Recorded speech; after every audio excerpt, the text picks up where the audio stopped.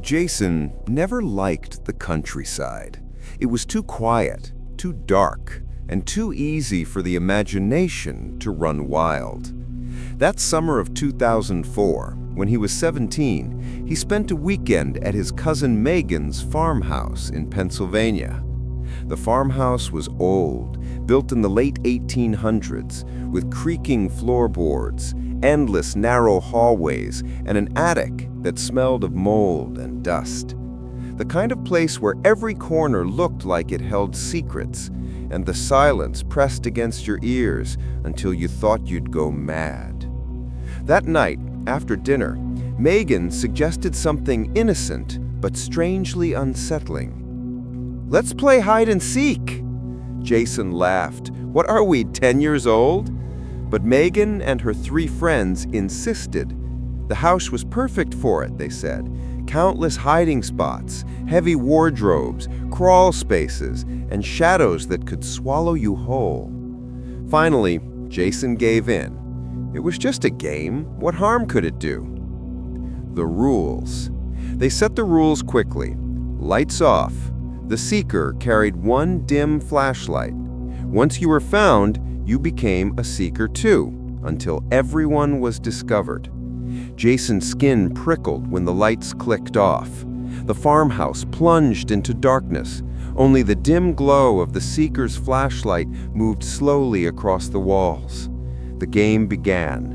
Jason rushed upstairs, his footsteps echoing in the hollow halls. He pulled open a closet door and squeezed himself inside, surrounded by the smell of mothballs and old clothes. His heart pounded as he heard the seeker's footsteps creaking across the boards. The flashlight beam sliced through the cracks of the closet door, then drifted away. Jason smirked. Too easy. But then, he heard it. Breathing. Not footsteps, not whispers. Breathing. Slow, heavy, ragged, right outside the closet door. Jason's smile faded. He held his breath, straining to listen. The closet door creaked, then swung open. Jason's eyes darted into the darkness. No one was there. His blood ran cold. He stumbled out, whispering Megan's name. No reply. The hall was empty. The attic. The next round, Megan decided to hide in the attic. She laughed at Jason's pale face. "You're too jumpy, cousin. It's just a game." But Jason couldn't shake the unease as he climbed the narrow stairs into the attic.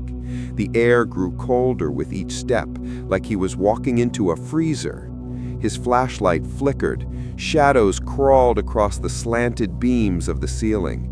"Megan?" he whispered. Silence. Then he saw her, or at least he thought he did.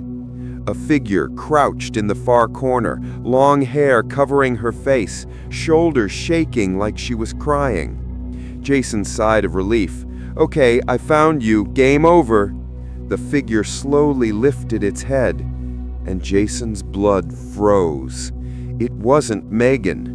The face was pale and hollow, eyes sunken deep into their sockets, lips stretched into a grin so wide it looked like the skin would tear. Jason dropped the flashlight. When he scrambled to pick it back up and shine it on the corner, the figure was gone. The curtains. Jason begged to stop playing, but Megan and her friends only laughed. They thought he was scaring them. "Come on," one of them teased. "One last round." Against his will, Jason agreed. This time, he hid behind the heavy curtains in the parlor. The fabric was thick, dusty, and smelled faintly of mildew. Jason held his breath as footsteps creaked across the floor. The seeker's light moved past the curtains. Jason exhaled softly. He was safe. Then, a hand grabbed his ankle. Cold fingers, bony and ice-like, clamped down and squeezed. Jason yelped, ripping the curtain aside. He looked down. No one was there. His ankle burned like frostbite had bitten into his skin. Terrified, he bolted to the kitchen, where he found the others laughing, chatting, and very much unaware. They swore they hadn't touched him, but Jason knew what he felt. He knew something else was playing the game with them. The end of the game.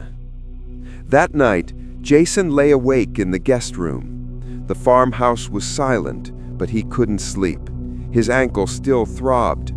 Around 3 a.m., he heard it again. Footsteps in the hallway. Slow, heavy. Jason's throat grew dry. The footsteps stopped outside his door. The doorknob rattled. The door creaked open. And there she was, the figure from the attic, the same sunken eyes, the same stretched grin. Her long, tangled hair framed her face as she whispered in a voice that sounded like broken glass, "Your turn to hide." Jason couldn't scream, couldn't move. The figure stepped into the room, her shadow stretching unnaturally long against the wall. The next morning, Megan found Jason curled up in the corner of the room, pale, shaking, and unable to speak. He refused to tell them what happened. All he whispered over and over was, "Never play hide and seek in the dark. Not in this house. Not ever again." Jason never returned to the farmhouse. Megan eventually moved away, and the place was abandoned. Locals claimed they sometimes saw lights in the attic windows.